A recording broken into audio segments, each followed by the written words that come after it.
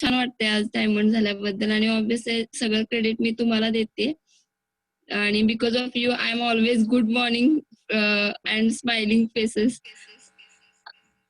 Thank you so much once again. Great great great. आणि पुढील भविष्यासाठी, पुढच्या जबरदस्त करिअरसाठी आणि तुझ्या क्राऊन अँबॅसेडर स्टेटससाठी माझ्या भरपूर शुभेच्छा. Thank you so much. Yes. Thank you. Okay friends, I voted.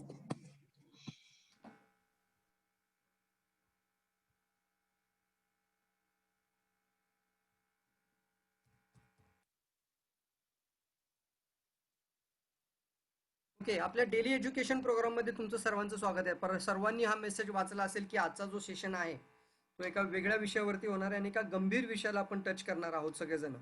आणि खऱ्या अर्थानं लोकांच्या समस्या आहेत तर त्याच्यावरती लोकांबद्दल डिस्कशन करणं आणि त्याचे प्रॉपर नॉलेज लोकांपर्यंत पोहोचवणं खूप आवश्यक आहे.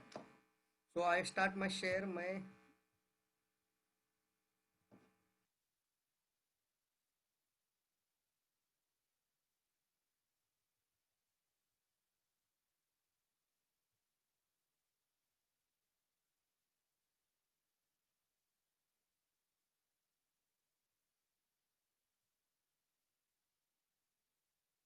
मोबाईल लँडस्केप मोडमध्ये पकडा, म्हणजे पूर्ण स्क्रीनवरती तुमच्या ही स्क्रीन येईल. म्हणजे पूर्ण पीपीटी तुमच्या लँडस्केप मोडमध्ये याप्रमाणे पहा. तुम्ही उभा मोबाईल नका पकडू, या पद्धतीने.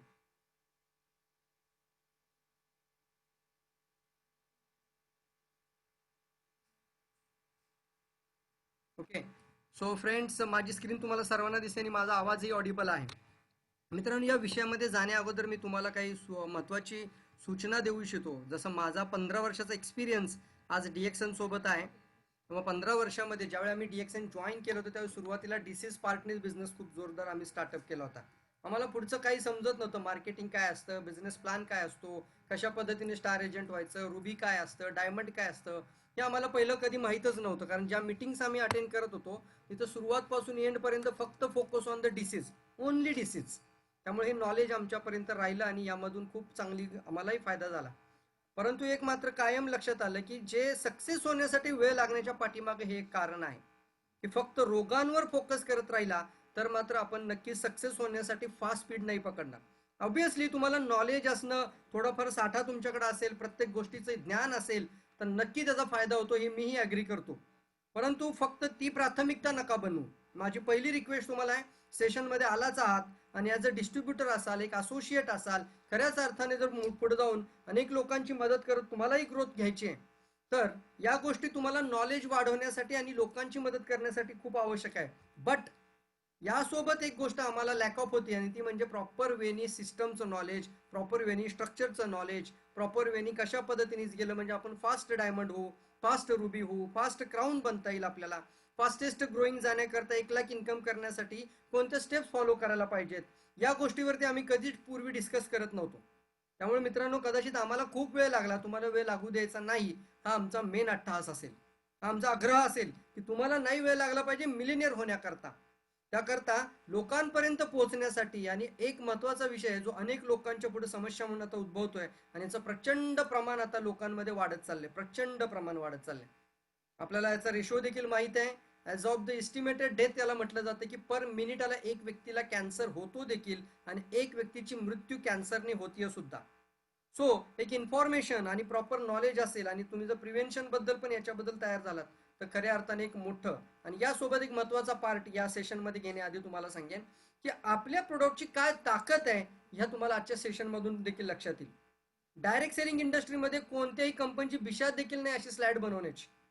या मी रिअली सांगतो तुम्हाला, डायरेक्ट सेलिंग इंडस्ट्रीमध्ये ताकद नाहीये कुठल्या कंपनीची की अशा पद्धतीची. इंटरनॅशनल कंपनी बद्दल बोलेल, उगाच कुणीतरी लोकल कंपनी काढेल आणि बोलेल याचा अर्थ मी बोलत नाहीये. पण जागतिक लेवलला, वर्ल्ड वाईड लेवलला अशा पद्धतीचं प्रेझेंटेशन द्यायची ताकद जर कुठल्या डायरेक्ट सेलिंग इंडस्ट्रीमध्ये जर कंपनीची असेल, वन अँड ओनली सिर्फ DXN आहे. बिकॉज आपण पाहतो आपल्या कंपनीचे फाउंडर देखील, त्यांचा देखील विचार तोच आहे की पूर्ण लोक निरोगी राहायला पाहिजेत, आजारापासून दूर राहायला पाहिजेत. आणि आज आपला देखील तोच पार्ट आहे की असे मोठे मोठे आजार जे होतात ते आपल्या जीवनात व्हायलाच नको, यासाठी आपण काय करू शकतो. बरं एक मित्रांनो मला पटकन सांगा चॅट बॉक्स मध्ये, ते प्रॉब्लेम झाल्यावर जागा होणं चांगलं आहे का न होऊ नये म्हणून जागा होणं चांगलं आहे? कोणती गोष्ट चांगली आहे? पटकन लिहायचं, पटपट लिहायचं. मित्रांनो असं म्हणतात ना, be aware now before it is too late. Prevention is most important. अगोदर, बिफोर, एकदा का तो प्रॉब्लेम झाल्यावर काय सिच्युएशन होते आणि त्या व्यक्तीला कोणत्या पर्वामधून जावं लागतं, कोणते अग्निदिव्य फॉलो करावे लागतात. माय गॉड, त्याची पूर्ण फॅमिली, पूर्ण त्याचा सगळा परिवार, त्याचे कुटुंब पूर्णपणे या ठिकाणी डिस्टर्ब होतं. मानसिकरित्या, फायनान्शियलरित्या, भावनिकरित्या सगळ्या गोष्टी डिस्टर्ब होऊन जातात ज्यावेळी अशी समस्या होते. रातोरात नाही होत या गोष्टी. या गोष्टी आपण आज डिस्कस करणार आहोत डिटेलमध्ये. आजचा टॉपिक आहे कॅन्सर प्रिव्हेन्शन. की आपण आपल्या परिवाराला आणि आपण आपल्या स्वतःला कॅन्सर पासून दूर कसं ठेवू शकतो with DXN product. With DXN product. So friends, असे अनेक रोग आहेत, फक्त कॅन्सरच नाही, पण त्या कुठल्याही रोगाच्या ज्यावेळी एकदम एंड लेवलला गेला तर त्या रोगातून देखील कॅन्सर होण्याचे चान्सेस असतात. जसं डायबिटीस मधून देखील कॅन्सर लोकांना झालेले आहेत. एखाद्याला एखादा जर कोणताही प्रॉब्लेम, अस्थमा जरी प्रॉब्लेम असेल तर पुढे जाऊन कॅन्सर, ट्युबरक्युलोसिस मधून कॅन्सर्स होतात. असे काही रोग निर्माण होतात की ज्याची वेळी जर काळजी नाही घेतली तर वाढत वाढत वाढत वाढत जाऊन एक एंड लेवल ज्याला म्हणतो आपण, ती कदाचित कॅन्सर डिसीज किंवा ऑर्गन फेल्युअरकडे जाऊ शकते. So friends, our whole body is a most important part. आपल्या शरीराचा प्रत्येक पार्ट महत्वाचा आहे, डोक्याच्या केसापासून पायाच्या नखापर्यंत. आणि आज आपण पाहतो की प्रत्येक गोष्ट आपण पॅरामेडिकल कोर्स किंवा मेडिकल सायन्स वरती ठेवून नाही चालू शकणार. आपल्याला ती, जर आता तुम्ही सिच्युएशन पाहिली की मी हॉस्पिटलमध्ये जाईल आणि मग हे होईल किंवा मला होऊ नये म्हणून मी डॉक्टरांची मदत नाही घेऊ शकत आता. कारण डॉक्टर देखील म्हणतील ज्यावेळी होईल त्यावेळी माझ्याकडे या, आता मी तुम्हाला कोणतीही मेडिसिन प्रिस्क्राईब करू शकत नाही. हा, पण जेव्हा होईल ना तेव्हा नक्की माझ्याकडे या, हे मात्र तुम्हाला सांगतील. आता काही काळजी करू नका, थोडीशी प्रिकॉशन घ्या, बट कोणतंही मेडिसिन एखादा ॲलोपॅथिक डॉक्टर किंवा एखादा मेडिकल प्रॅक्टिशनर तुम्हाला प्रिस्क्राईब नाही करू शकत. म्हणून आपल्याला जागृत व्हायचं आहे, आपल्याला जागं व्हायचं आहे, आपल्याला आपली हेल्थ महत्वाची आहे. थोडीशी रियालिटी तुमच्या समोर आहे. Critical illness in India, estimated death and average cost. Estimated death म्हणजे काय की estimated death per year and average cost of treatment. एका वर्षामध्ये किती लोकांची मृत्यू कोणत्या रोगाने होते. तर मी मागील एका स्लाइडमध्ये मायक्रो स्कॅनिंग इफेक्टच्या प्रोग्राममध्ये देखील सांगितलं होतं की एका दिवसामध्ये सर्वात जास्त मृत्यू जर कोणत्या आजाराने होते तर हृदयविकाराने होते. फ्रेंड्स, हृदय रोग असा आजार आहे की जो नंबर 1 किलर आहे. नंबर 1 किलर आहे, नंबर 1 डेथचं कारण आहे. This is a major cause of death. But second स्टेजला जातो कॅन्सर. दुसऱ्या स्टेजमध्ये येतो मित्रांनो कॅन्सर. आपण पाहतोय एव्हरी मिनिट, म्हणजे आज आपण पाहतो की एव्हरी मिनिट जर 4 लोकांना हृदयविकार होत असेल, त्याच्यामुळे 4 लोकांची मृत्यू होते हृदयरोगमुळे, तर एव्हरी मिनिट एक व्यक्तीची मृत्यू कॅन्सर सारख्या रोगाने होते. आणि इतकं प्रचंड प्रमाण हे वाढतंय, त्याचा ॲव्हरेज कॉस्ट 10 ते 15 लाख 20 लाख देखील होऊ शकतो. Average cost, estimated cost, average cost ही आपण पाहतोय. म्हणजे एकदा झाला तर त्या व्यक्तीच्या पुढे एकच असतं, एक तर मृत्यू किंवा जीवन, किंवा त्यासमोर एकच पार्ट येतो, तो म्हणजे लाखो रुपये खर्च करायचा आणि मृत्यूशी झुंज देणारा आजार, मृत्यू प्राय वेदना देणारा आजार ह्याला म्हटलं जातं. एव्हरी मिनिट डायबिटीस मधून देखील आता आपण पाहतोय की आज 2 लोकांच्या डेथ होतीये. इंडियन स्ट्रोक आणि आपण कॅन्सर किल म्हणतोय की ज्या ठिकाणी कॅन्सरमुळे एक व्यक्तीची डेथ होते. मित्रांनो, cancer is killing not just Indian but India too. भारतामध्ये याचं प्रमाण प्रचंड वाढत चाललंय. आज आपण जर बाहेरच्या कंट्रीच्या तुलनेत इंडियामध्ये एस्टिमेटेड डेथ पाहिलं तर त्याचं प्रमाण खूप आहे. तुम्ही ह्या सगळ्या गोष्टी विकिपीडियामध्ये अभ्यास नक्की करू शकता. Cancer is killing is just not Indian but India. So prevent your self. यामध्ये हा भूलभुलैया मित्रांनो, इकडे जायचं का, इकडे जायचं, ॲलोपॅथी खायचं का, होमिओपॅथी खायचं, केमोथेरपी घ्यायचं का, रेडिएशन करायचं, सर्जरी करायची का, बायोप्सी करायची, ह्या सगळ्या गोष्टी अतिशय प्रकारचा एक भूलभुलैया आहे. काय करू आणि काय नको अशी परिस्थिती निर्माण होते. आणि कोणत्याही गोष्टीमध्ये लोकांना आता आपण पाहतोय की एकच गोष्ट लक्षात येते आणि तिथं ती गोष्ट लक्षात येते म्हणजे काय, प्रिव्हेन्शन. बाप रे, मी जर आधीच काळजी घेतली असते तर किती बरं झालं असतं, नको होता मला असा आजार आणि आता मला झालं तर मी काय करू. Prevention is most important factor. Prevention is always better than cure. Prevention is always cheaper than cure. आणि prevention is always safer than cure. Warning, once in never out. बाहेर यायचा मार्ग नाही, आज जायचा मार्ग आहे, बाहेर निघायचा मार्ग नाही मित्रांनो. त्यामुळे आज आपल्याला जागृत व्हायचं आहे. अशा सिच्युएशन मध्ये आपल्याला जायचंच नाहीये. याकरता एक रिव्हॉल्युशन आहे, क्रांती शब्द वापरतात याकरता, आणि ती क्रांती म्हणजे तुम्ही आम्ही जण मिळून घेऊन चाललोय, ती आहे न्यूट्राशुटिकल रिव्हॉल्युशन. न्यूट्राशुटिकल रिव्हॉल्युशन. एक असते फार्मास्युटिकल रिव्हॉल्युशन. आतापर्यंत फार्मास्युटिकल लोकांनी पाहिले, घराघरात लोक पिल्स खातायत, मेडिसिन खातायत, औषधं खातायत, फार्मास्युटिकल्स आहे. पण आता मात्र फार्मास्युटिकल कंपन्या सुद्धा न्यूट्रास्युटिकल मध्ये प्रोडक्ट लॉन्च करतायत. बिकॉज इथून पुढे वेलनेस आणि न्यूट्रास्युटिकल हे राज करतील असं सांगण्यात आले. हेल्थ केअर इंडस्ट्री ही पीक इंडस्ट्री असेल, जबरदस्त रिचेस्ट इंडस्ट्री असेल. आणि याकरता आत्ता आपल्या समोर मी तुम्ही सगळ्यांनी जो लिहिलं मला ते अगदी बरोबर होतं की prevention is better sir, before, होऊच नये म्हणून. होण्या अगोदर काळजी घेतलेली कधी पण चांगले. But what is mean by cancer? Cancer म्हणजे तुम्हाला असं वाटतं का की हा काय आहे नेमका, याचा अर्थ काय? एक रियालिटी आहे आणि याचं सायंटिफिकली प्रूव्हन आहे. लहान बाळापासून प्रत्येक व्यक्तीच्या शरीरात कॅन्सर सेल डेली येतात. Yes, 200 types of cancer cells आपल्या बॉडीमध्ये, 200-300 types of cancer cell, different different kinds of cancer cells आपल्या बॉडीमध्ये डेली तयार होतात. आज आत्ता मी बोलतोय सकाळपासून संध्याकाळपर्यंत आपल्या शरीरात त्या तयार होतात. But our body is the best doctor in the world. या विश्वातला सर्वोत्तम डॉक्टर जर कोण असेल तर आपलं शरीर आहे. इम्युन पॉवर, आपल्या बॉडीमध्ये असणारी डिफेन्स मेकॅनिझम, आणि डिफेन्स मेकॅनिझम एवढी मजबूत आहे की ज्याच्यामुळे आपल्या शरीरामध्ये एक सेल तयार होते, त्याला डिस्ट्रॉय करायची पॉवर आपल्या शरीरात आहे. त्याच्यामुळे आपण पाहतो जशी जशी प्रतिकार शक्ती कमी होत चालली तसे तसे हे रोग प्रचंड प्रमाणात वाढत चाललेत. आज आपण बघतो लहान मुलांपासूनही आजार वाढलेत, कारण रोग प्रतिकार शक्ती, इम्युनिटी पॉवर, शरीराशी आजारांची लढण्याची क्षमता दिवसेंदिवस एवढी कमी कमी होत चालली की नॉर्मल साधारण सर्दी ताप खोकल्याने लोकांची मृत्यू होते, हे आता आपण अनुभवतोय. नॉर्मल म्हणजे कोरोना हे नाव आहे, परंतु सर्दी ताप खोकला आणि झालेला कफ याच्याने डायरेक्ट डेथ होतीये, बिकॉज बॉडी सर्वाइव्ह करू शकत नाहीये. सो फ्रेंड्स, आज ही माहिती आपल्याला पाहिजे. सत्य परिस्थिती सांगतो तुम्हाला की कॅन्सर सेल्स आपल्या प्रत्येकाच्या शरीरात आहेत. फक्त आपल्याला आपली इम्युनिटी स्ट्रॉंग करणं महत्वाचं आहे. कॅन्सर कॉजेस आपण पहिल्यांदा पाहूयात की बरीचशी लोक म्हणतात होतो होतो, पण कशामुळे होतो? थोडीफार याचं बाहेर एन्व्हायरमेंटल कॉजेस आहेत, हे वातावरणातील कॉजेस, बाहेरचे कॉजेस काय काय आहेत. आणि नंतर आपण इंटरनल कॉजेस पाहणार आहोत. 2 फॅक्टर पाहणार आहोत. एक असतो एक्सटर्नल, बाहेरचं काय कारण आहे, आणि दुसरा आहे शरीराच्या आतून म्हणजे इंटरनल, त्याचं काय रिझन आहे. एक्सटर्नल मध्ये पहा, टोबॅकोमुळे 25 ते 30% प्रमाण आहे याचं. डाएट,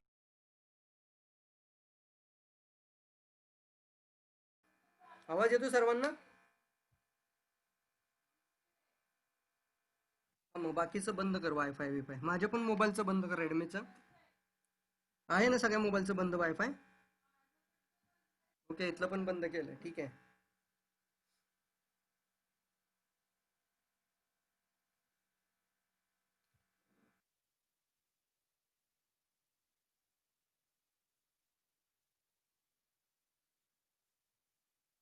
आता मी सांगत होतो तुम्हाला ही गोष्ट की आता सध्या सर्वात जास्त प्रमाण जे वाढतंय याच्यामध्ये काही कॉजेस सापडतात, आणि ते कॉजेस मी तुमच्या पुढे आणतोय.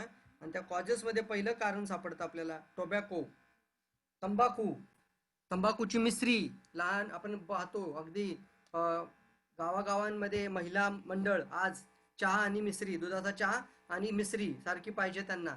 लोक तंबाखू खातात, सिगारेट ओढतात, बरोबर, गुटखा खातात भरपूर प्रमाणामध्ये. 25 ते 30% प्रमाण त्याचं आहे निकोटीन. डाएट अँड ओबिसिटीमुळे हा 30 ते 35% प्रमाण येतोय. डाएट तुमचं व्यवस्थित नाहीये.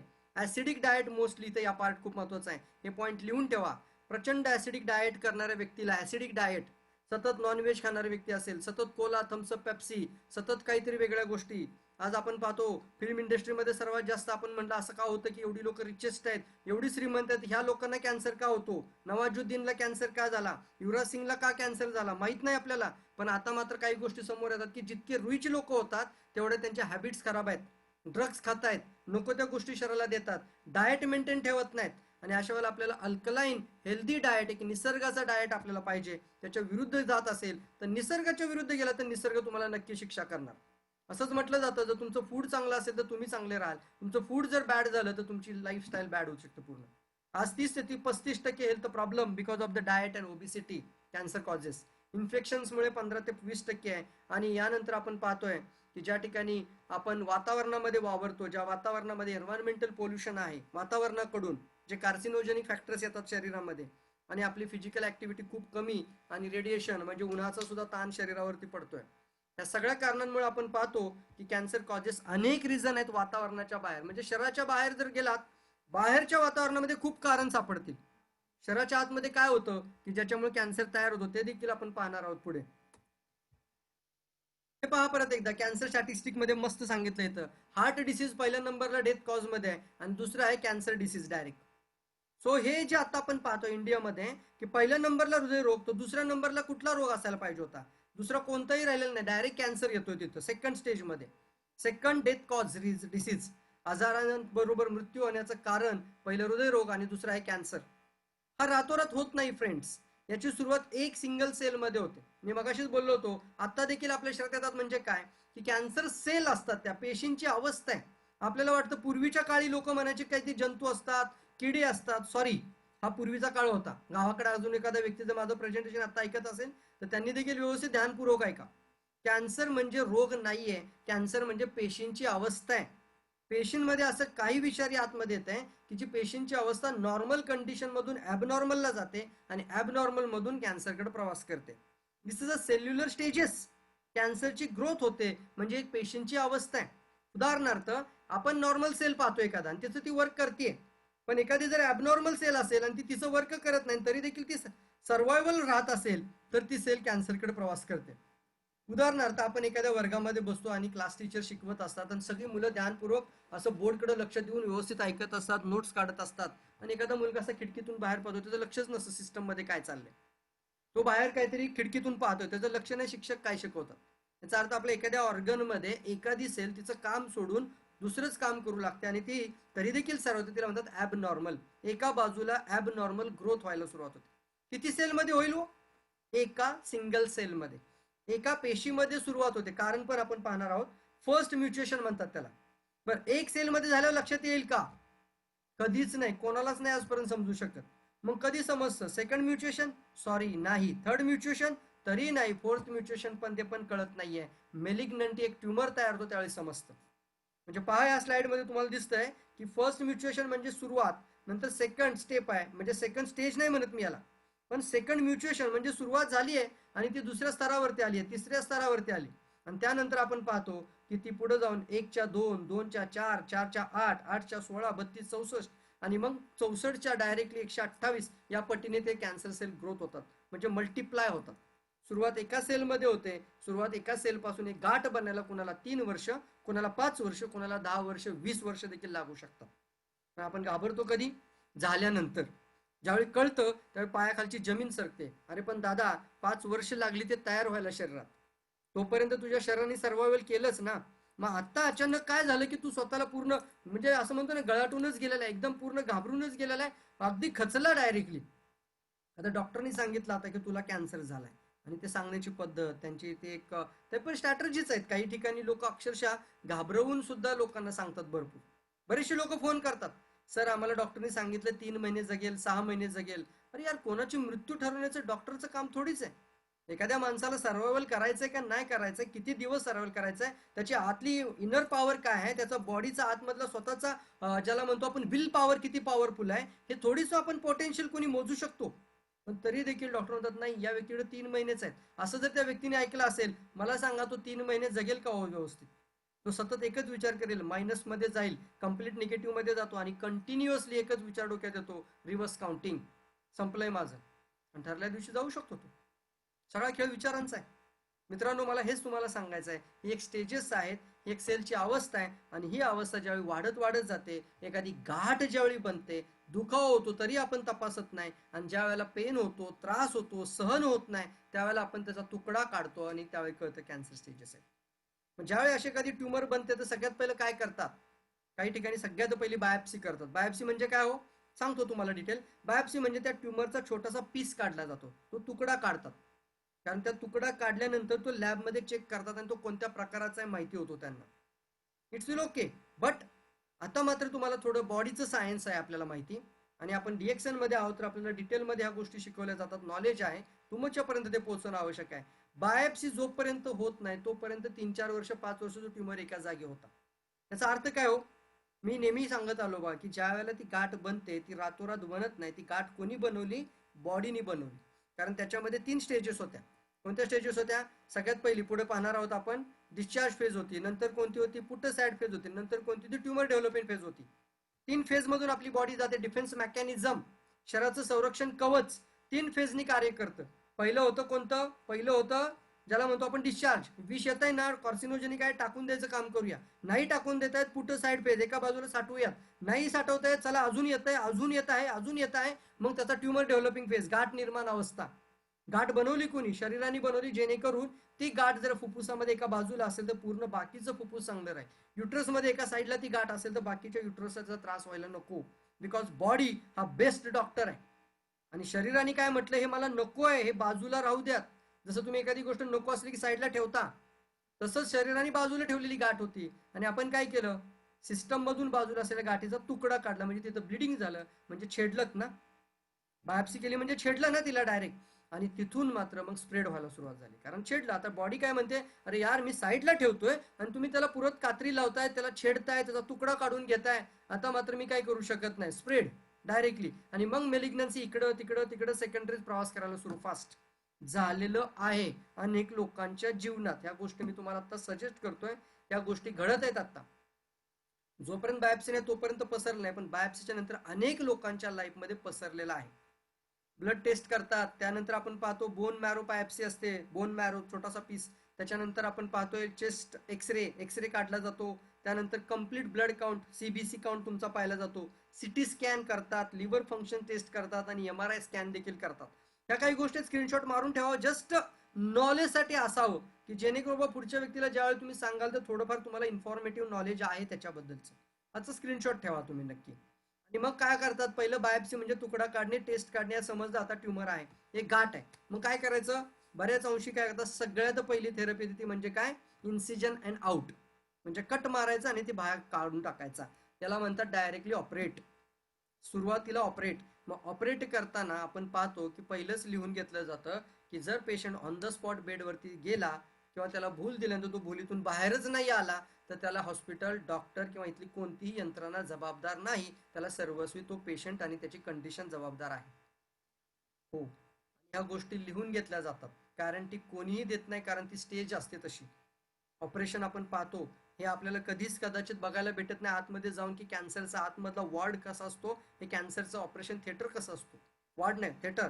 आतमध्ये कधीच जाता येत नाही, आयसीयूच्या आतपर्यंत जाता, परंतु ऑपरेशन थिएटरमध्ये मात्र तेव्हाच जाता ज्यावेळी होतो त्यावेळेला. पण हे चित्र आधीच माहीत करून घ्या, बघून ठेवा.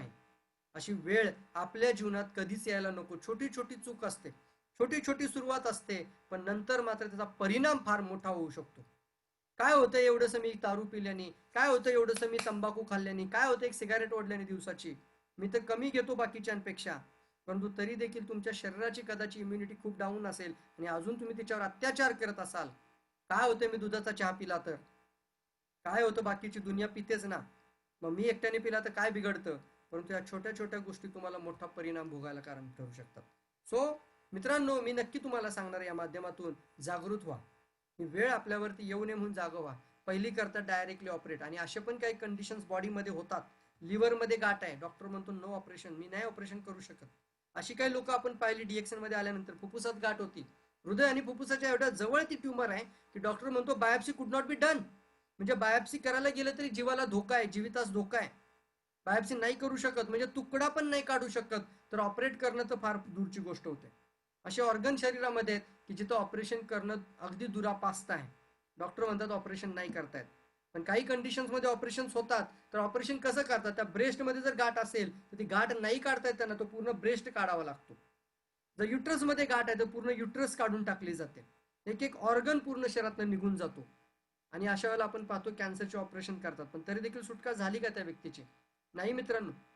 कॅन्सरची गाठ काढल्यानंतर त्याच्या पाठीमागे दूषित रक्ताचे थेंब किंवा त्याच्या कॅन्सर सेल थोड्याशा जरी पाठीमागे राहतातच आणि त्याचं पुन्हा म्युटेशन वाढायला सुरुवात होते. आणि मोस्टली असे ऑपरेशन करण्याआधी भरपूर स्टिरॉइड दिले जातात, भरपूर ड्रग्स दिले जातात. आणि इम्युनिटी एवढी डाऊन होते त्या व्यक्तीची की रोगप्रतिकार शक्ती एका बाजूला कमी आणि कॅन्सरचं कॉज एका बाजूला शरीरामध्ये प्रचंड प्रमाणात आहे.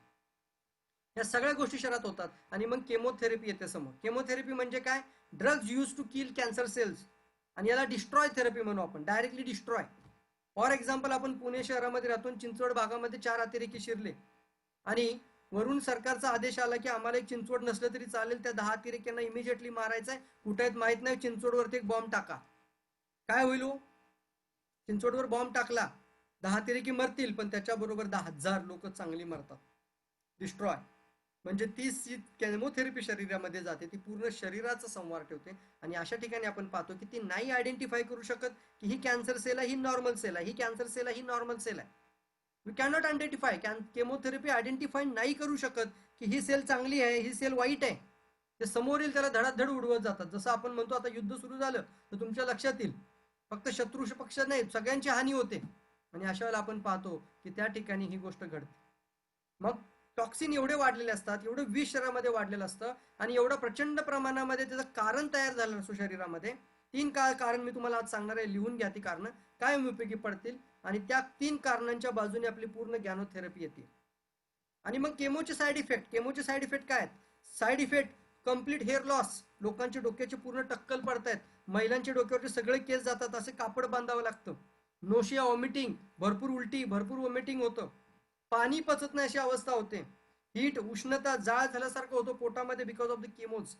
आणि रिड्यूस द इम्युन रिस्पॉन्स, म्हणजे शरीराची प्रतिकार शक्ती पूर्णपणे संपुष्टात यायला लागते, कमी कमी व्हायला लागते. आणि अशा सिच्युएशनमध्ये कारण मात्र जसंच्या तसंच मग रेडिएशन थेरपी पण करतात. रेडिएशन म्हणजे एक प्रकारचे शॉक देतात, हाय एनर्जी रेज असतात त्या, आणि त्या रेडिएशन करतात. म्हणजे त्या कॅन्सर सेलला किल करण्यासाठी ही दुसरी थेरपी, म्हणजे पुन्हा डिस्ट्रॉय करण्याकरता. Stop to growth and dividing, म्हणजे त्याची ग्रोथ थांबवण्यासाठी रेडिएशन दिले जातात. पण इथं देखील काय होतं, पर्टिक्युलर त्या एरियाला रेडिएशन देत असताना आता त्या रेडिएशनच्या मुळे देखील आपल्या शरीरात प्रचंड साईड इफेक्ट होतात. स्किन रिॲक्शन्स येते, स्किनवर रॅशेस येतात, रेडनेस येतो, लॉस ऑफ ॲपिटाईट, पूर्ण पचन बिघडतं आणि कम्प्लिटली WBC काउंट लोअर व्हायला लागतो, म्हणजे रोग प्रतिकारशक्ती पूर्णपणे नष्ट व्हायला सुरुवात होते. आणि एका बाजूला आपण पाहतो की ह्या गोष्टी घडतायत. आणि आज मी तुम्हाला एक रियालिटी सांगतो जी मी एका प्रेझेंटेशनमध्ये ऐकली होती. कॅन्सरचेच एक डॉक्टर आपल्या पुण्यामध्ये आले होते, चिंचवडमध्ये, डॉक्टर के जनार्दन. 40 वर्ष त्या व्यक्तीने कॅन्सरवरती, अमला कॅन्सर रिसर्च इन्स्टिट्यूटमध्ये त्यांनी स्टडी केला होता. आजही ती वाक्य जशी तशी डोक्यात आहेत. म्हणून कोणते प्रेझेंटेशन कधीच वाया जाऊन देऊ नका, कधीच म्हणजे मिस तरी करूच नका अजिबात, ज्यावेळी तुम्हाला एक नॉलेजेबल इन्फॉर्मेशन मिळते त्यावेळेला. तर ते मी प्रेझेंटेशन चिंचवडमध्ये ऐकलेलं, मला आता ते वाक्य तुम्हाला सांगायचं आहे. आम्हाला कॅन्सर रिसर्च इन्स्टिट्यूटचे डॉक्टर के जनार्दन बोलले होते. त्यांनी त्यांच्या स्लाइड्समध्ये दाखवलं होतं ते की आज जेवढे लोक कॅन्सर हॉस्पिटलमध्ये ऍडमिट होतात किंवा कॅन्सर ट्रीटमेंट घेत असतात, तर त्यांच्यामध्ये 80% लोकांची death not because of the cancer cells. बघा वाक्य, 80% लोकांची मृत्यू कॅन्सर सेलमुळे होत नाहीये, तर 80% लोकांची मृत्यू त्या साईड इफेक्टमुळे होतीये ड्रगच्या. केमोथेरपी, रेडिएशनचे जे साईड इफेक्ट झाले बॉडीवरती, ते सर्वायवल नाही करता आले. त्यांनी लिव्हर डॅमेज झालाय, त्याच्याने किडन्या फेल झाल्या, हार्ट फेल्युअर झालं त्याच्यानी, आणि त्या औषधांच्या साईड इफेक्टमुळे मृत्यू भरपूर लोकांची होती. आज पण आपण बऱ्याचशा लोकांना पाहिलं, कोरोना झाल्यानंतर सुरुवातीला जे कोरोक्लोरिक्विन काहीतरी द्यायला सुरुवात केली होती, आणि बऱ्याचशा लोकांनी पाहिलं देखील की ते इंजेक्शन दिल्यानंतर हार्ट अटॅक आलेत लोकांना. येस फ्रेंड्स, म्हणजे ही रियालिटी आहे की ते ड्रग शरीर नाही सहन करू शकत because our body is natural. आणि अशा वेळेला ह्या हायर लेवलचे जेव्हा मेडिसिन्स येतात, तर ते डॉक्टरांनी स्वतः सांगितलं होतं की 80% कॉजेस ऑफ कॅन्सर आणि डेथ जी कारण आहे ती not because of the cancer, because of the chemo रेडिएशनचे ओव्हर एक्सेस साईड इफेक्ट, त्याचा जो शरीरावरती दुष्परिणाम होतो त्याच्यामुळे डेथ होती. सो फ्रेंड्स, मला चॅट बॉक्समध्ये सांगा, ट्रीटमेंट महत्वाचे का प्रिव्हेन्शन महत्वाचं आहे? 2 शब्द तुमच्या पुढे आहेत, त्यापैकी एकच शब्द लिहायचा आहे, पटपट लिहायचा, तुमच्या हाताने लिहायचा आहे, फास्ट लिहायचा आहे, फास्ट सर्वांनी लिहायचा, प्रत्येकाने लिहा. हा यस चालेल, पी लिहिला तरी चालेल, नो प्रॉब्लेम. येस बॉस, सगळ्यांनी लिहा. काय महत्वाचं आहे हो आयुष्यामध्ये, ट्रीटमेंट की प्रिव्हेन्शन? मी तुम्हाला प्रत्येक गोष्ट जाणीव करून देतो काय अवस्था आहे आता बाहेर मार्केटमध्ये. मग ते झाल्यावर जागृत व्हायचं का अगोदर जागृत व्हायचं? कधी जाग व्हायला पाहिजे? Prevention. Yes yes yes yes, प्रत्येकाने रिस्पॉन्स करा. Prevention prevention prevention prevention prevention. अरे यार, बाहेर जगामध्ये कोणाला विचारा, समाजाची मदत करायची आपल्याला, त्या प्रत्येक व्यक्तीला विचारा, मित्रा ट्रीटमेंट महत्वाचे का प्रिव्हेन्शन महत्वाचं आहे? तो देखील सांगेन प्रिव्हेन्शन इज ऑलवेज बेटर, कधी पण चांगलं यार. त्यासाठी काय करायची तयारी आमची. आणि आज तुमच्या पुढे 3 रिझन येत आहेत. हे 3 रिझन व्यवस्थित नोटबुकमध्ये लिहून घ्या. वाय कॅन्सर सेल तयार होण्याच्या पाठीमागचे महत्वाचे 3 कारण. आणि हे कोणी दिलेत, हे कोण सांगत आहे? हे DXN नाही सांगत, हे प्रवीण साळुंखे नाहीत सांगत, हे कोणी एखादा डॉक्टर नाही सांगत, नॉर्मल डॉक्टर. हे सांगतो एक नोबेल प्राइज विनर, ज्या व्यक्तीला त्या कार्यामध्ये नोबेल प्राइज दिलं गेलं. त्या व्यक्तीने जन्म झाला, त्याचा ॲलोपॅथिक डॉक्टर आहे तो स्वतः, आणि एक डॉक्टर ओट्टो वॉर्बक एक डॉक्टर असा की ज्यांनी डिवोशन केलं, पूर्णपणे त्याचं लाईफ डिवोट केलं कोणत्या गोष्टीवरती, study to cause the cancer. फक्त एकच गोष्टीवर अभ्यास त्यांनी चालू केला की असं काय आहे की मी कॅन्सर सेल डिस्ट्रॉय करतोय, पण मला आधी हे तर कळलं पाहिजे की ती तयार का होते. त्याचं पूर्ण आयुष्य त्या माणसाने फक्त ह्या गोष्टीवरती घालून, आणि त्यांनी 3 रिझन आपल्या जगाला सांगितले, आणि ते 3 पॉवरफुल कारण त्यांनी सांगितल्यामुळं आज आज जगाला म्हणजे आपल्याला माहित झालं. डॉक्टर वार्बग यांनी ते सांगितल्यामुळे त्यांना नोबेल प्राइज मिळाली. नोबेल प्राइज, वर्ल्डचा सर्वात मोठा अवॉर्ड या व्यक्तीला मिळाला, डॉक्टर वार्बग यांना. कोणते 3 कारण आहेत? सगळ्यात पहिलं आहे की मी तुम्हाला मगाशी बोललो, कॅन्सर सेल म्हणजे एका नॉर्मल पेशीचं रूपांतर ॲबनॉर्मल पेशीमध्ये होतं, आणि ॲबनॉर्मल सेल त्याच पद्धतीने पुढे जातात आणि पुढे कॅन्सरकडे जाऊ शकतात.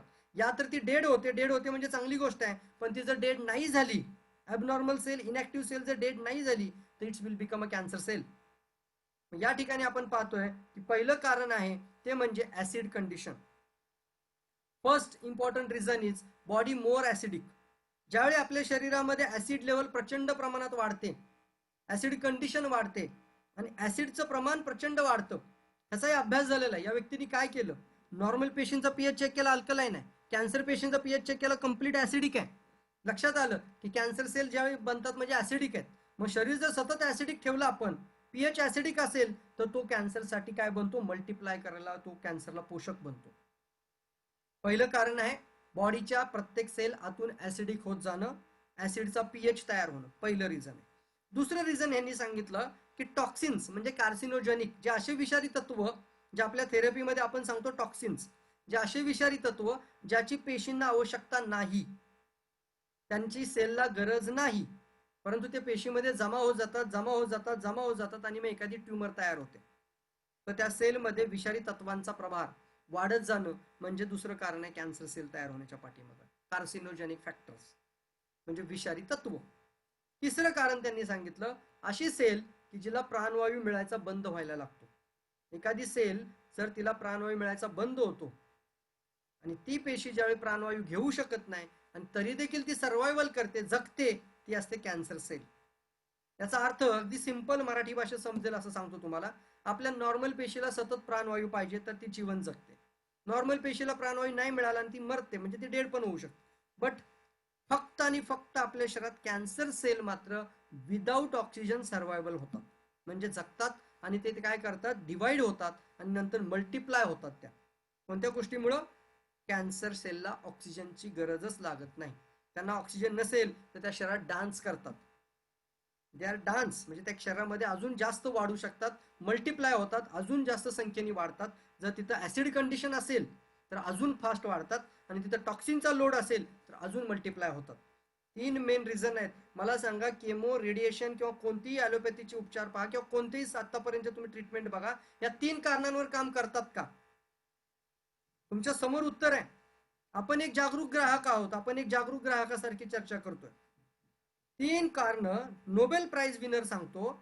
या 3 कारणांवरती कोणती थेरपी, केमोथेरपी काम करते का? या 3 कारणांमध्ये ती उलट केमो टाकतात म्हणजे अजून केमोथेरपी म्हणजे अजून ऍसिडिक बनते, अजून टॉक्सिसिटी वाढते, अजून ऑक्सिजन कमी होतो. रेडिएशन्स देतात, ती सुद्धा काय करतात, डिस्ट्रॉय करतात, अजून हीट वाढते, अजून शरीराची ऍसिड लेवल वाढते, अजून इम्युनिटी कमी होते, अजून ऑक्सिजन कमी होतं. मग अशा वेळेला जर आपल्या शरीरात येऊ द्यायचं नसेल तर पहिली गोष्ट आपल्याला महत्वाची लक्षात ठेवायची आहे, आपली बॉडी कायम अल्कलाईन ठेवा. महत्वाचा मेसेज सांगतोय, आपलं शरीर कायम अल्कलाईन ठेवा. अल्कलाईन बॉडीमध्ये कोणताही रोग आत येत नाही, पण ऍसिडिक बॉडीमध्ये कोणताही रोग येऊ शकतो, कोणताही हेल्थ प्रॉब्लेम येऊ शकतो. नॉट ओनली फॉर कॅन्सर, कोणताही health problem because of the body acidic. मग अशाला आपलं शरीर अल्कलाईन ठेवा.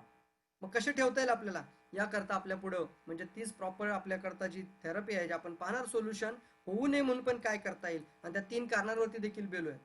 याकरता एक महत्वाचा प्रश्न येतो की शरीरामध्ये जर गाठ बनते, ती जर 4-4, 5-5 वर्ष समजत नसेल तर कधी जागं व्हायचं, गाठ झाल्यावर का पहिल्या पेशीमध्ये? पहिल्या पेशीमध्ये ऍसिड आहे, पहिल्या पेशीमध्ये टॉक्सिन्स आहेत, पहिल्या पेशीला ऑक्सिजन मिळायचा बंद झालाय. फर्स्ट म्युच्युएशन, मगाची आकृती डोळ्यापुढे आणा. फर्स्ट म्युच्युएशन, बॉडीला कोणती इंडिकेशन्स नाही आहेत, दे आर नॉन सिम्टोमॅटिक, समजतच नाही आतमध्ये कुठं काय सुरू आहे. त्या स्टेजमध्ये खायला पाहिजे का ट्यूमर क्रिएट झाल्यावर खायला पाहिजे, गाठ बनल्यावर खायला पाहिजे? त्या स्टेजमध्ये त्याला म्हणतात मायक्रो स्कॅनिंग इफेक्ट. गॅनोडर्माचा डीएक्सएनचा मायक्रो स्कॅनिंग इफेक्ट, खूप मोठी ताकद तुमच्या हातामध्ये परमेश्वरांनी दिलेली आहे. डॉक्टर लिम सिओजिन सरांचे जितके धन्यवाद मानता येते तेवढे माना. मी सांगतो मानव से भी महान व्यक्ती आहे, ग्राउंड टू अर्थ आहे व्यक्ती एकदम. आणि दुसरी गोष्ट महत्वाची सांगतो, जेव्हा पण गॅनोडर्मा खायला घ्याल, चहातून घ्या, कॉफीतून घ्या, व्हर्जिन कोकोनट ऑइल गॅनोडर्मा घ्या, त्याच्यानंतर आरजीजेल कॅप्सूल खायला सुरुवात करा 100%. त्यावेळी परमेश्वराचे नक्की आभार माना की थँक गॉड आय वॉन्ट, मला कमीत कमी आय नो गॅनोडर्मा, मला ही गोष्ट माहीत आहे. मायक्रो स्कॅनिंग इफेक्ट म्हणजे आपल्या एका सेलला शोधायचं आणि तिला नॉर्मल करायची पॉवर. उलट कॅन्सर सेल एका सेलमध्ये जाते आणि तिथून मल्टिप्लाय होते. गॅनोडर्मा त्या पहिल्या पेशीपाशी जातो आणि त्या पेशीतली 3 कामं नाहीशी करतो. पहिले 3 कारण. अल्कलाईन करेल, अल्कलाईन म्हणजे बॉडी अल्कलाईन, म्हणजे पीएचच अल्कलाईन व्हायला सुरुवात होते फर्स्ट. सेकंड, जे टॉक्सिन आहे त्याला डिटॉक्सिफाय करेल, विष बाहेर काढायला मदत करेल. आणि थर्ड इम्पॉर्टंट पार्ट तो म्हणजे गॅनोडर्मामध्ये सर्वात जास्त धर्तीवरती ऑक्सिजन खेचून घेण्याची पॉवर आहे. बिकॉज ही वनस्पती 24 तास ऑक्सिजन घेते. रात्रीची झाडं कार्बन डायऑक्साईड सोडतात, दिवसाचा ऑक्सिजन सोडतात. आपण म्हणतो रात्रीच्या झाडाखाली झोपू नये, पण फ्रेंड्स रात्रीची झाडं कार्बन डायऑक्साईड सोडतात, आपण म्हणतो रात्री झाडाखाली झोपू नये. पण मित्रांनो, गॅनोडर्मा एक अशी एकमेव वनस्पती आहे जी दिवस रात्र ऑक्सिजनच घेते आणि कार्बन डायऑक्साईड सोडते. दिवस असेल किंवा रात्र असेल, सूर्यप्रकाशाची तिला आवश्यकता देखील लागत नाही. ते एखाद्या आतमध्ये फार्ममध्ये देखील येऊ शकते, आतमध्ये घरामध्ये देखील वाढू शकते. का? कारण तिला सूर्यप्रकाश लागत नाही, तिच्यामध्ये क्लोरोफिल नाहीये गॅनोडर्मामध्ये. मग 24 तास जर ती ऑक्सिजन घेत असेल, 24 तास जर ऑक्सिजन घेत असेल तर तिची ओरॅक व्हॅल्यू, कोणती व्हॅल्यू माझ्या हाताकडे पहा, ओरॅक व्हॅल्यू, ऑक्सिजनची प्राणवायूचे मॉलिक्यूल खेचून घेण्याची पॉवर सर्वात जास्त धर्तीवरती कोणत्या वनस्पतीत आहे? गॅनोडर्मामध्ये. कशातून लक्षात येते? ऑर्गॅनिक जर्मेनियम, म्हणजे जे केमिकलचे लोक असतात त्यांना माहिती आहे या गोष्टी. ऑर्गॅनिक जर्मेनियम धर्तीवरची सर्वात जास्त असणारी वनस्पती कोणती आहे? गॅनोडर्मा. म्हणून म्हणतात ओरॅक व्हॅल्यू पृथ्वीवरती सर्वात जास्त गॅनोडर्माची आहे. नंतर बाकीच्या हर्ब येतात, ॲलोवेरा, तुळस, जिन्सेंग, सगळ्या वनस्पती पाठीमागे आहेत. Why ganoderma is a king of herb, ह्या गोष्टी तुम्हाला देखील माहित पाहिजेत. वनस्पतींचा राजा का म्हणतात आपण याला? तर 24 तास ही वनस्पती प्राणवायू घेते, म्हणून हिची प्राणवायूचे मॉलिक्यूल खेचण्याची पॉवर सर्वात जास्त आहे. तिसरं कारण, पहिलं ऍसिड अल्कलाईन करणे, दुसरं टॉक्सिन रिमूव्ह करणे, डिटॉक्स करणे, तिसरं कॅन्सर सेल तयार होती का मग तिथं ऑक्सिजन प्रोव्हाइड करणे. म्हणजेच काय? आपल्या पेशींची ओरॅक व्हॅल्यू. शब्द जर डिटेलमध्ये लिहून घ्यायचं तर लिहून घ्या, oxygen radical absorption capacity, oxygen radical absorption capacity, ORAC value. आणि गॅनोडर्माच्या फळाच्या भागामध्ये म्हणजे आरजी कॅप्सूलमध्ये 2000 पार्ट पर मिलियन, पीपीएम म्हणतात, 2000 पीपीएम. आणि गॅनोडर्माच्या देठाच्या भागामध्ये 6000 पीपीएम एवढा ओरॅक व्हॅल्यू आहे. एवढी ऑर्गॅनिक जर्मेनियमची मात्रा आहे, ही धर्तीवरती सर्वात जास्त आहे. आणि गॅनोडर्माचा स्टडी केला ज्या ज्या लोकांनी, त्यांनी सांगितलं की गॅनोडर्माच्या वनस्पतीमध्ये 23,000 पार्ट पर मिलियन एवढा ओरॅक व्हॅल्यू म्हणजे एवढा ऑर्गॅनिक जर्मेनियम आहे. 23,000 पीपीएम एवढा ऑर्गॅनिक जर्मेनियम, एवढी ओरॅक व्हॅल्यू गॅनोडर्मा वनस्पतीचे. मग मित्रांनो, मी जर रोज गॅनोडर्मा खात असेल तर आपल्या पेशी रोज प्राणायाम करतात. बघा मराठीत आणि साध्या भाषेत सांगतो, जसं तुम्ही प्राणायाम करता ना, तर आपल्या आतमध्ये सेल रोज प्राणायाम करतात. Because of ganoderma, because of ganoderma. रोज सेवन करा. याचा फायदा आपल्या पहिल्या सेलला होतो आणि त्या पहिल्या सेलचं रूपांतर ज्याला म्हणतात anti tumour properties, anti cancer properties, त्याच्यामध्ये तो उत्तुंग लेवलला किंग आहे. तर त्याच लेवलला जाऊन त्याला नॉर्मल करायची क्षमता आहे. या गोष्टी खूप जबरदस्त आपल्या समोर येतात. जसं शरीरामध्ये डिफेन्स मेकॅनिझम आहे, तसं आपल्या शरीराची प्रतिकार शक्ती देखील तसंच काम करते. मी तुम्हाला सांगतो आता, जे मी मगाशी बोलत होतो तो पार्ट समोर आहे तुमच्या, की ती तयार होण्याच्या आधी पहिली डिस्चार्ज फेज असते. गॅनोडर्मा काय करतो? त्या सेलला शोधतो आणि त्यातले टॉक्सिन बाहेर काढायला मदत करतो. पुटसाइड फेजला जाण्याच्या आधी आपण जागृत व्हायला पाहिजे. म्हणजे काय करायला पाहिजे? विष बाहेर काढा. कॅन्सर ट्युमर कधी तयार होतोय? पुटसाइड फेजला गेल्यानंतर. नंतर तिसरी लेवल कोणती येते? Tumour developing phase. येऊ द्यायची का? आपण आपला विचार करा आणि समाजासाठी तुम्ही जागृती निर्माण करा. डीएक्सएन सारखी कंपनी आपल्याला मिळाली, याच्यासाठी नक्की थँक्यू लिहा अपलाईनसाठी. पॉवरफुल मेसेज तुमच्यापर्यंत आहे, पॉवरफुल कंपनी आहे, पॉवरफुल सिस्टम आहे, पॉवरफुल लीडर्स आहेत, पॉवरफुल नेटवर्क आहे, पॉवरफुल सिस्टम. प्रत्येक गोष्ट जबरदस्त आहे. तुम्ही पॉवर लावायला सुरुवात करा. तुम्ही अजिबात वेळ वाया घालवू नका. प्रत्येक व्यक्तीला जागृत करायला सुरुवात करा. भले चहानी पिऊ दे ना सर. एखाद्या गावामध्ये तुम्ही 100 लोकांना चहा पाचताय ना, त्या गावामध्ये कॅन्सर होण्याचं प्रमाण नाहीसं व्हायला लागेल हळू. चहानी म्हणतो मी, गॅनो टी रोज पिला तरी गॅनोडर्माचं प्रमाण त्याच्यात जास्त आहे. गॅनोडर्माचा चहा भरपूर पिला, रोज चहा पिला, पाण्यासारखा चहा पिला, पाणी पितो तसं जर चहा पिला बॉटल बॉटल भरून, तर अँटी कॅन्सर प्रॉपर्टी प्रचंड प्रमाणात वाढतात. ही खूप मोठी ताकद आपल्या हातामध्ये. एक एक सिंगल प्रोडक्ट खूप मोठी क्रांती करू शकतो. आणि या पद्धतीने आपली इम्युनिटी देखील वाढते याच्यामुळं. कारण एक महत्वाचा पार्ट आपल्या शरीरात आहे आणि तो म्हणजे बॉडी इम्युन सिस्टम. ज्यावेळी केमो दिले जातात, ज्यावेळी रेडिएशन दिले जातात, त्यावेळी होतं त्या पूर्ण आपल्या रोगप्रतिरोधक शक्तीचा संहार. Yes, white cell, lymphocytes cell, T cells या सगळ्या मरतात तिथे. पण गॅनोडर्मामध्ये अजून एक क्षमता आहे, तुमच्या माहितीसाठी सांगतो, पॉइंट आउट करून लिहून घ्या. समजा एखाद्या एरियामध्ये दंगा फसाद झाला, तुम्ही ज्या एरियामध्ये राहता तुमच्या चौकाचं ध्यान घ्या, डोळ्यापुढे आणा, आणि जोरात दंगा फसाद झाला. असं झालं की धार्मिक दंगल झाली, हिंदू मुस्लिम दंगल झाली, असं समजा मोठं काहीतरी झालं कार्य, आणि सगळं दंगा फसाद म्हणजे अगदी लोक एकमेकाला जोरात मारहाण सुरू झाली, मारामाराला सुरुवात झाली आहे, अगदी जबरदस्त दंगल सुरू झाली. सर्वात पहिलं कोण जाणार मला सांगा तिथं? डिफेन्समध्ये, म्हणजे आपली पण डिफेन्स मेकॅनिझम आहे, आपल्या भारताची डिफेन्स मेकॅनिझम आहे. सर्वात पहिलं तिथं कोण पोहोचणार? ज्या वेळेला कसाब आला होता आणि तोनी ताजमहालवरती अटॅक केला होता, पहिलं कोण पोहोचलं तिथं? डायरेक्ट कमांडो नाही आले, पहिलं कोण आलं? पोलीस, करकरे, बरोबर आहे ना? मग हे पोलीस आधी तिथं पोहोचले. पोलीस. पोलिसांनी बघितलं पोलिसांकडे किती ताकद आहे, तेवढं ते काम करतात, पण त्यांच्याकडे नाही कंट्रोल झालं. म्हणजे काय? पोलिसांकडे कंट्रोल नाही होतं, ते म्हणतात यार हे माझ्याच्याने नाही होऊ शकत, आपण काय करूया, रिझर्व्ह पोलीस किंवा रॅपिड ऍक्शन फोर्स बोलूया, SRPF, CRPF. SRPF ला फोर्सला बोलवतात आणि ती फोर्स अगदी मोठ्या संख्येने येतात. आणि SRPF ला पण तो दंगल जर कंट्रोलमध्ये नाही आली तर मात्र कॉल जातो कमांडोज, आर्मी आणि कमांडो. त्यामुळे आपण पाहिलं असेल, कसाब ज्यावेळी ताजमहलमध्ये अटॅक केला होता त्यावेळी कमांडो उतरले शेवटी हेलिकॉप्टर मधून आणि त्यांनी तिथं मारले, ते लोक पकडले.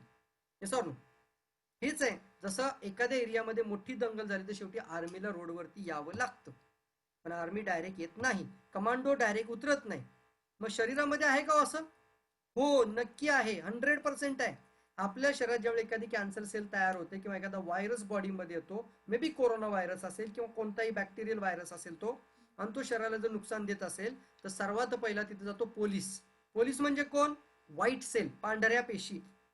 व्हाईट सेल्स म्हणजे पोलीस जातात आणि त्यांच्यामध्ये एक पॉवर असते की ते आयडेंटिफाय करतात. म्हणजे आपल्याला माहिती आहे, लहानपणी वॅक्सिनेशन दिलेलं असतं म्हणजे त्यांना आयडेंटिफाय करायची क्षमता असते.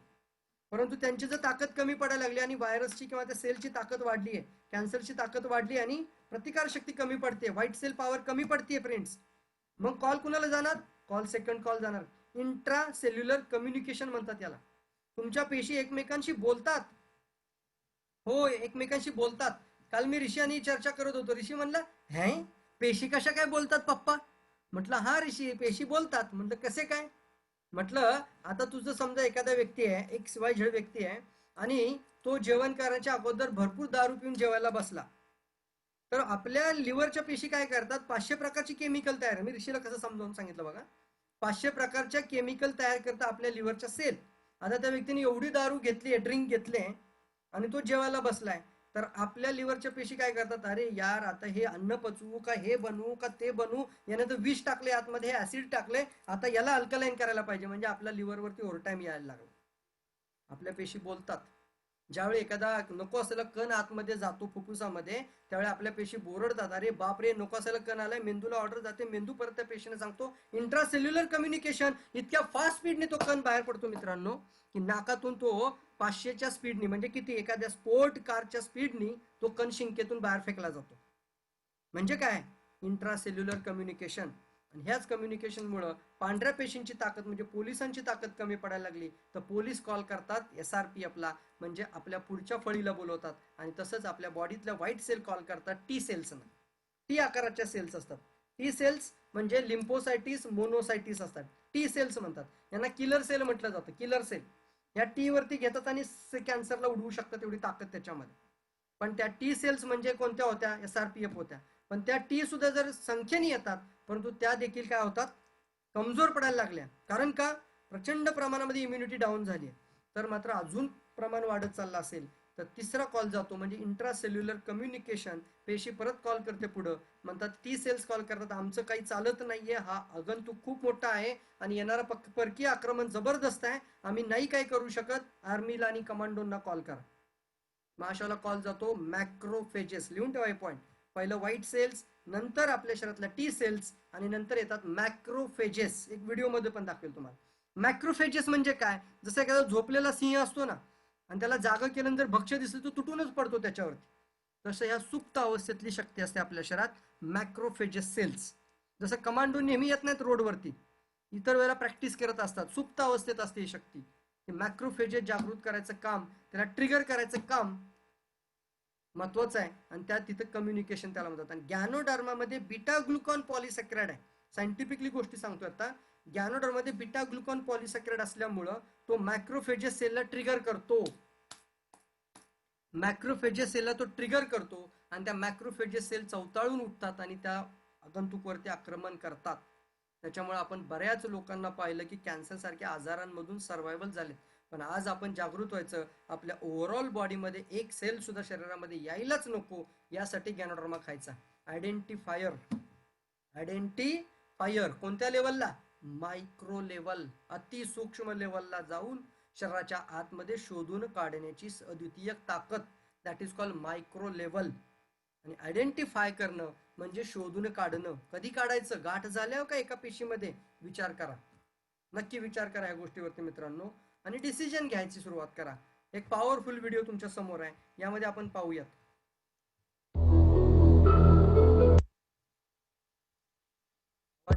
Modern treatments usually attempt to destroy cancerous cells through radiotherapy or chemotherapy. However, while destroying cancerous cells, such treatments also destroy many of the essential cells beneficial to the human body, such as macrophage and T lymphocyte, blood-producing cells, white blood cells, and others. Furthermore, once treatment is... इथं थांबून बोलू आपण. काय सांगितलं, modern treatment, chemotherapy आणि radiotherapy ज्यावेळी शरीरावरती मारल्या जातात त्यावेळी डिस्ट्रॉय करतात आपल्या ब्लड प्रोड्युसिंग सेल्सला, लिम्फोसाइटिस, टी सेल्सला, मॅक्रोफेजेस सेल्सला आणि व्हाईट ब्लड सेल्सला. म्हणजे काय होतं, 4-10 कॅन्सर पेशी किंवा काही प्रमाणातल्या कॅन्सर पेशी मारण्याकरता शरीरावरती पूर्णप्रमाणे जे किमो रेडिएशन्स पडतात त्याच्यामुळं पहा कशा पद्धतीने इथं दाखवले व्हिडिओमध्ये पाहू आपण. हे काय करतं, पूर्ण destroy. Discontinued, the remaining cancerous cells will multiply in large quantity when the body is weak. So discontinuing chemotherapy usually leads to the lowering of immunity and the continue ज्यावेळी किमोथेरपी आणि रेडिएशन्स घेतले जातात त्यावेळी lowering the immunity, म्हणजे काय सांगितलं त्यांनी आता की discontinued therapy usually leads to the lowering of immunity and the weakening of the body. The integral effects that come with the consumption. आता इथे गॅनोडर्मा सांगितलंय, रेडिएशन, किमोथेरपी. त्याच्यामुळे आपण पाहतो ना मित्रांनो की एखाद्या व्यक्तीचं किमो रेडिएशन झाल्यानंतर पण पुन्हा तयार व्हायला लागले असेल. त्याचं रिझन कुठं होतं, कारण किमो रेडिएशन घेतल्यानंतर अजून इम्युनिटी डाऊन झालेली असते, रोगप्रतिकारशक्ती अजून कमी झालेली असते. आणि कारण मगापासून बोलत होतो ना, कारण, रूट कॉज, ते मात्र जसंच्या तसंच राहिल्यामुळं शरीरातल्या सेल अजून पुन्हा वाढायला लागतात. कारण रोगप्रतिकारशक्ती कमी झाली, कारण मात्र जसंच्या तसंच आहे. पहा पुढे. Of long-haul logwood lincture treatments with radiotherapy and chemotherapy will create are promising. Besides its own anti-cancer properties, lincture can also destroy cancerous cells together with radiotherapy and chemotherapy. At the same time, it also fights against unwanted effects of radiation, reducing damage by radiotherapy and chemotherapy to essential cells like macrophage and T lymphocyte, blood-reducing cells, white blood cells, and others. Lincture increases the tolerance level towards radiotherapy and chemotherapy, improves appetite, and strengthens immunity. Some terminally ill cancer patients are so weak that they're not able to withstand radiotherapy or chemotherapy. After the consumption of long-haul logwood lincture, their condition improved, and they can complete the course of radiotherapy and chemotherapy. Many patients with tumors have their symptoms significantly improved after taking long-haul logwood lincture. Other complementary long-haul products have also treated numerous patients who suffer from various kinds of terminal cancers.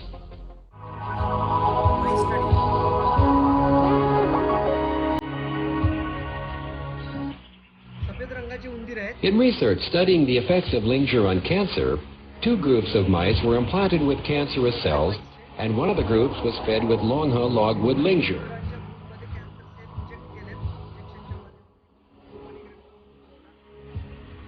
Control group आहे त्याला गॅनोडर्मा आलं बघा पुढे गॅनोडर्मा दिलं त्यांना नावाने त्याला गॅनोडर्मा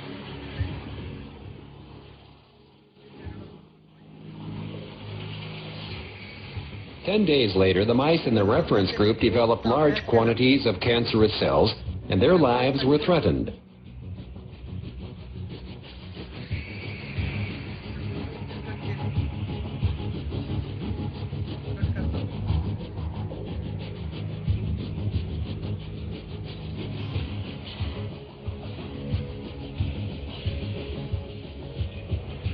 Whereas the mice fed with Longha logwood Linger were able to control the growth, and chances of survival were increased significantly. Logwood Linger were able to control the growth, and chances of survival.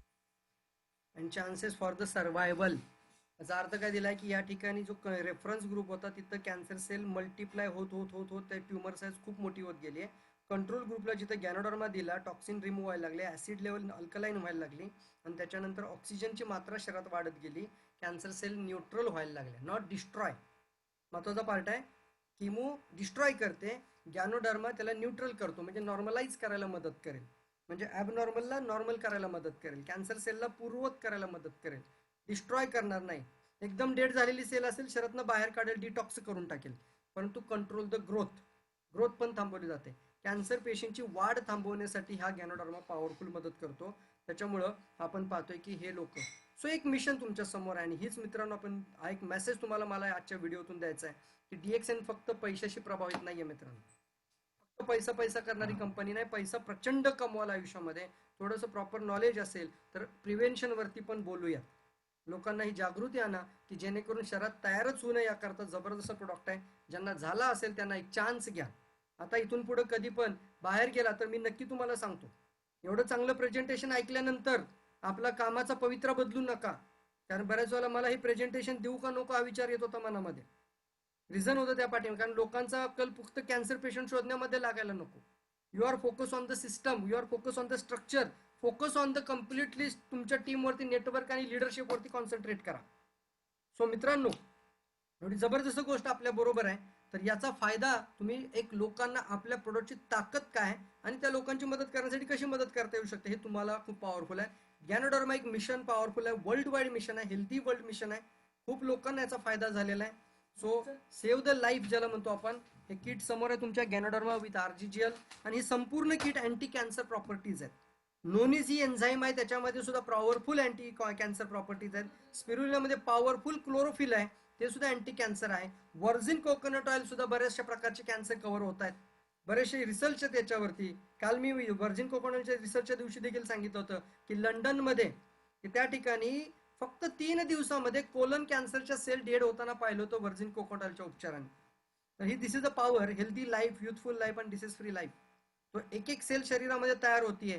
मला सांगा मित्रांनो, आज 13 लाख 14 लाख 15 लाख जाऊन सुद्धा व्यक्तीची body घरी घेऊन येतात लोक.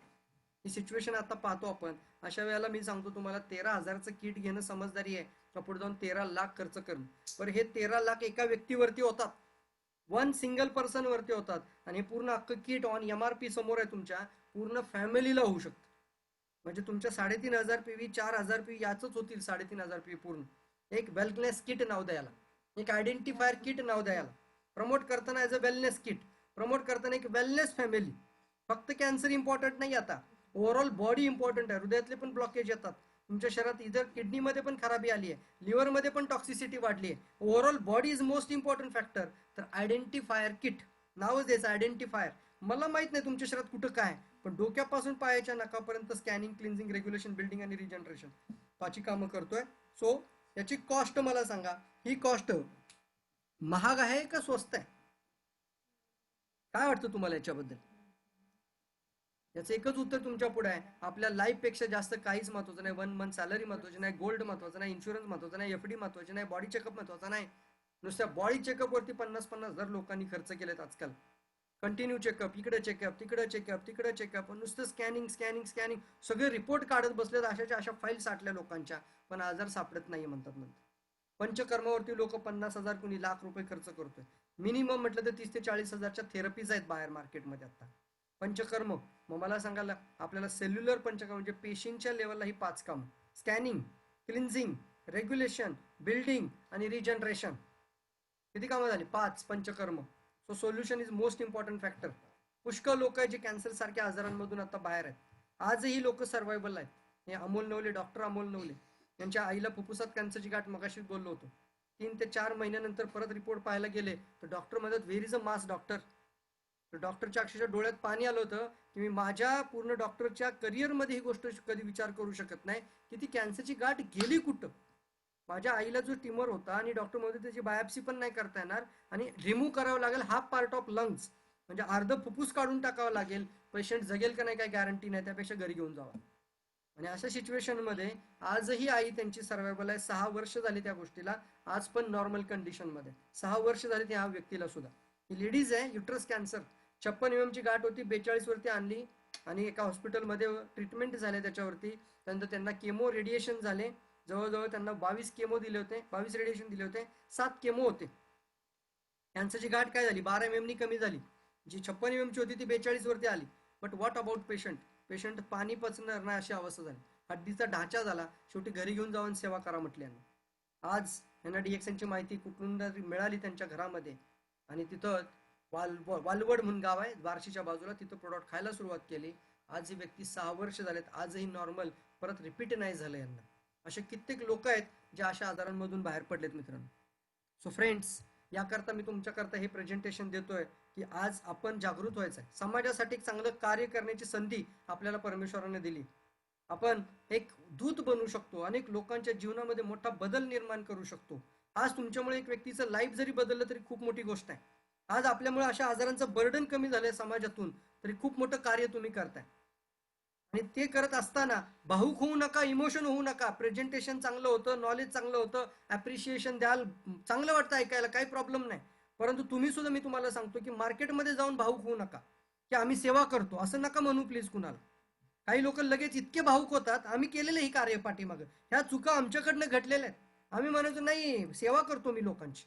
त्याच्यामुळे नेटवर्क कधीच तयार नाही झालं. चांगली संधी आहे तर त्यांना सांगा तू पण ये माझ्यासोबत, आपण सगळेजण मिळून हे चांगलं काम करूयात. सो मित्रांनो, चांगल्या पद्धतीने डेव्हलपमेंट करता येईल आणि तुम्हाला मी माझ्या शुभेच्छा देतोय. PV तुम्हाला किती करायचे तेवढ्या होतील यार. जर रेग्युलर डेली एज्युकेशनमध्ये तुम्ही तुमच्याबरोबर लोक घेऊन या, जास्तीत जास्त प्रोडक्टचं सेवन करा. किती रुपयाचं प्रोडक्ट खाता विचार करू नका. रोज लिस्ट काढा, रोज कॉलिंग करा, रोज फोन करा. फक्त इन्व्हिटेशनवरती भर द्यायचा आहे मित्रांनो. सो एवढी ताकद जर तुमच्या सोबत आहे तर याबरोबर मी तुम्हाला हेच सांगू शकतो तुम्हाला की रेग्युलर जेव्हा मीटिंग तुम्ही अटेंड करता ते तुमच्या बरोबर नवीन लोकांना अटेंड करायला घ्या. आता आपण जो प्रॉस्पेक्ट हँडलिंग प्रोग्राम घेतो ज्याच्यामध्ये नवीन लोकांना त्या पद्धतीने घेऊन जायचंय की त्यांना DXN मध्ये आणण्याकरता जी क्लोजिंग असते, जसं सुरुवातीला बिझनेस समजावून सांगितलंय, दुसऱ्या पार्टमध्ये त्यांना आपण DXNची कंपनी इंट्रोडक्शन आणि कंपनीची पॉवरफुल काय प्रोडक्ट आहेत ती गोष्ट आपण सांगितली. आता तिसरी गोष्ट उद्या येते ती म्हणजे तुम्हाला महत्वाचं मार्केटिंग प्लॅन. मी पहिलं घेतलं आपण ज्या ठिकाणी बिझनेसची इंट्रोडक्शन, का बिझनेस करायचा, डायरेक्ट सेलिंग. दुसरा पार्ट आपण पाहिला होता, त्याच्यामध्ये आपण बघितलं की DXN मध्ये कंपनी किती पॉवरफुल आहे, कंपनीची किती जबरदस्त इंट्रोडक्शन आहे, कंपनीची प्रोफाईल किती मजबूत आहे, आणि त्यासोबत आपण पाहिलं मार्केटिंग प्लॅन, बिझनेस प्लॅन काय सेटअप आहे त्याचा. जबरदस्त आहे, 222 देशांमध्ये आहे. आणि त्यानंतर उद्याचा जो सेशन आहे तो आहे product positioning, sales and marketing. आणि ते सांगण्यासाठी आपल्याबरोबर एक कॉर्पोरेट ट्रेनर आहेत. ऑलरेडी भरपूर कंपन्यांना इन्शुरन्स सेक्टरमध्ये, डायरेक्ट सेलिंग सेक्टरमध्ये त्यांनी स्वतः ट्रेनिंग दिलेली आहेत. आणि आपल्याला एक चांगली गोष्ट आहे की अशी व्यक्ती आपल्यासोबत आहे, DXN सोबत आहे. त्यांचं उद्याचं DXN प्लॅटफॉर्मवरचं पहिलं सेशन होणार आहे. तर तुम्ही जास्तीत जास्त लोकांना सकाळी 9:15 वाजल्यापासून, 11:15 वाजल्यापासूनच इन्व्हाइट करायला सुरुवात करा. 11:15लाच क्लब करा, 11:15लाच रूम भरायला सुरुवात करा. ही ताकद तुम्ही आम्ही मिळून मोठी करायची. इथं आलेल्या माणसाला दिसलं पाहिजे माय गॉड 100 लोक होती, तो क्लोजिंग झाला म्हणून समजा. इतकी सोपी गोष्ट आता तुमच्यापर्यंत आली because of this lockdown, because of this corona, because of this online zoom meetings. So thank you all म्हणू आपण. या काही गोष्टी होतात ह्या कधी कधी चांगल्यासाठी होतात, त्याचा देखील विचार करूया. कदाचित हे प्रेझेंटेशन आज ऑनलाईन असल्यामुळे एवढ्या लोकांपर्यंत पोहोचलं, नाहीतर मी जर बोलवलं असं काही लोकांना ब्रांच ऑफिसला या, तर कदाचित ह्या पुण्यातली 4-10 लोक आले असते, इथले आणि कात्रजची काही लोक असते, निगडीची काही लोक आले असते. But because of this online sessions, zoom webinars, आज आपण टोटली 100 लोकांपर्यंत मीटिंग सेशन घेऊ शकतो. रेग्युलर असे सेशन्स होत आहेत, रेग्युलर प्रेझेंटेशन्स होत आहेत. उद्या सकाळचं जे पॉवरफुल एक कॉर्पोरेट ट्रेनर आहेत मुंबईमधून, त्यांची देखील मीटिंग आपल्याकरता जबरदस्त आहे. ज्या लोकांना आता तुम्ही मागच्या आठवड्यामध्ये रजिस्ट्रेशन केलंय, त्या लोकांना उद्याच्या सेशनमध्ये नक्की इन्व्हाइट करा.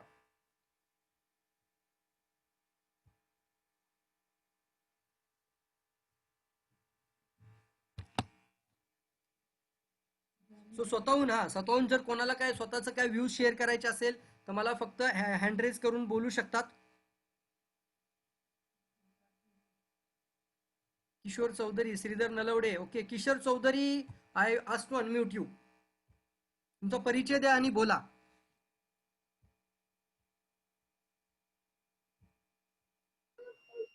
Hello. Good morning. Hello, good morning sir. Good morning. Good morning. बोला. हा किशोर, तुमचा परिचय.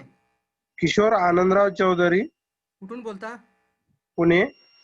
Very good, very good. Katraj okay, Jambhulwadi. DXN distributor आहात? हा. Very good. ओके ओके, तुमचा हँड रेज दिसला म्हणून मी तुम्हाला म्यूट ओपन करायला सांगितलंय. बरं चालेल. Thank you sir. ओके ओके, ठीक आहे ठीक आहे. म्हणजे तुम्ही असाच हँड रेज केला होता. नलवडे सर, तुम्हाला बोलायचं आहे. I ask to unmute you. Hello. Good morning Nalawade sir. Good morning sir. Shridhar Nalawade बोलतोय साताऱ्यातून. येस येस नलवडे सर, तुमचा आवाज सुद्धा भरपूर आहे, बोला. ओके. मी केरळच्या एका डॉक्टरांची लिंक अशीच मीडियात वाचली होती. त्यांनी काय 3 गोष्टी क्लिअर केल्या होत्या कॅन्सर बद्दल. की पहिली गोष्ट त्यांनी केली होती की शुगर अवॉइड करा 100%. साखर टाळायची. दुसरी गोष्ट त्यांनी सांगितलं होतं, सकाळी उठल्या उठल्या 1 ग्लास कोमट पाणी आणि 1 लिंबू हे जर तुम्ही रोज अनुशापोटी पेलं तर ते 100 केमोथेरपीचे इक्वल आहे. आणि त्यांनी तिसरी गोष्ट सांगितली होती, कोकोनट व्हर्जिन ऑइल हे सकाळी 3 चमचे आणि संध्याकाळी 3 चमचे घेतलं तर तुमच्या शरीरात कॅन्सर वाढू शकत नाही. बघा, म्हणजे आपला गॅनोडर्मा लेमन टी, म्हणजे लिंबू टाकून बनवलेला लेमन टी आणि कोकोनट ऑइल विथ गॅनोडर्मा आहे. तर ह्या 2 प्रोडक्टला सुद्धा किती जबरदस्त मार्केट करू शकता क्रिएट. सो एकच गोष्ट आहे की ह्या गोष्टी आपल्याला प्रत्येक व्यक्तीपर्यंत एक जागृती म्हणून, आता तर लोक जागृत झालेत. कोरोनानेच एवढे घाबरले तर त्यांना सांगा यार बाकी पण शरीरात होऊ शकतं. हे होऊ नये म्हणून आपण चहा बदलूयात, आपण कोकोनट ऑइल प्यायला सुरुवात करूयात. जे अगदी इझिली फास्ट मुव्हिंग प्रोडक्ट आहे ना, त्याला भर द्यायची आपल्याला. तुमचं जितकं जास्तीत जास्त कंझ्युमर वाढतील, उद्याचं नेटवर्क तुमचं खूप पॉवरफुल स्ट्रॉंग बनायला सुरुवात होईल. सो या पद्धतीने आपल्याला चांगल्या पद्धतीनं अनेक लोकांबरोबर एक पॉवरफुल एक जबरदस्त सिस्टमॅटिकली वर्क करता येणार आहे आणि त्याच्यातून आपल्याला फास्टेस्ट मिलियनियर व्हायचं आहे.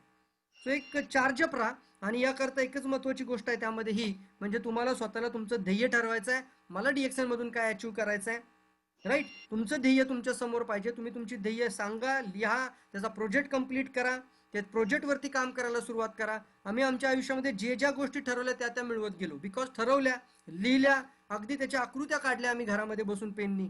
आता सुद्धा तुम्हाला इथं दिसतंय का, पहा बरं, मी तुम्हाला शेअर करतो.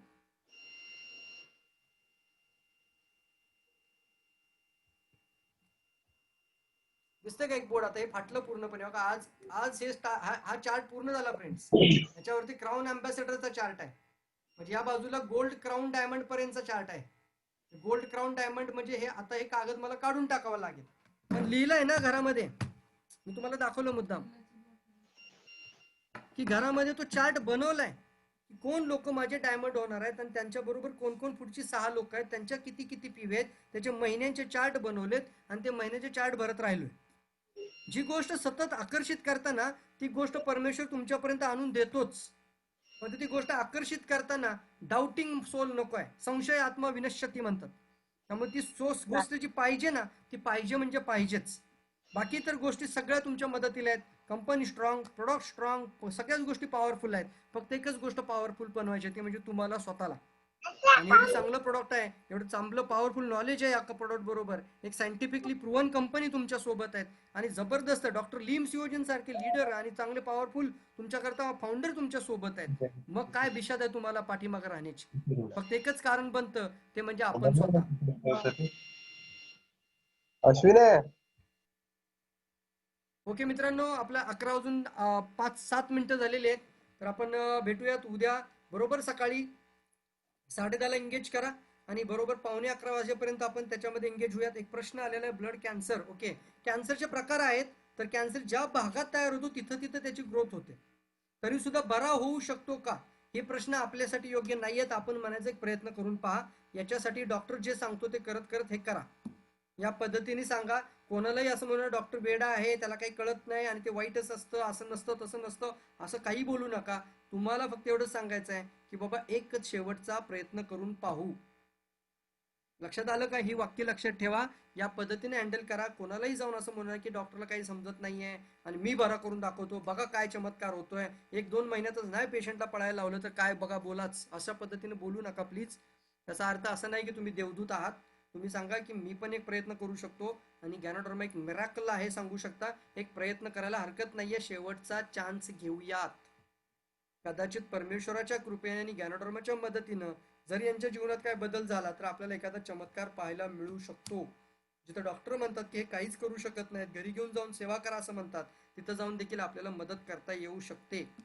हे त्यांच्या करता. पण इतरांचं काय, तुमचं माझं काय? माझा आजचा मीटिंग घेण्याचा उद्देश काय होता? आजचा प्रेझेंटेशन घ्यायचा उद्देश काय होता? आजचा उद्देश हा होता की अशा एवढ्या मोठ्या आजाराला जर आपण कंट्रोलमध्ये आणू शकतो तर रोगच निर्माण होणे म्हणून खा ना रोज आर्जीजेल. एक पेयर रोज खा. रोज एक गॅनोडर्माचे आर्जेल खा. किती रुपये? 22 रुपये. तेवढं तर यार आपण काही लोक नको त्या गोष्टींवर उडवतात पैसे. 22 रुपीज डेली.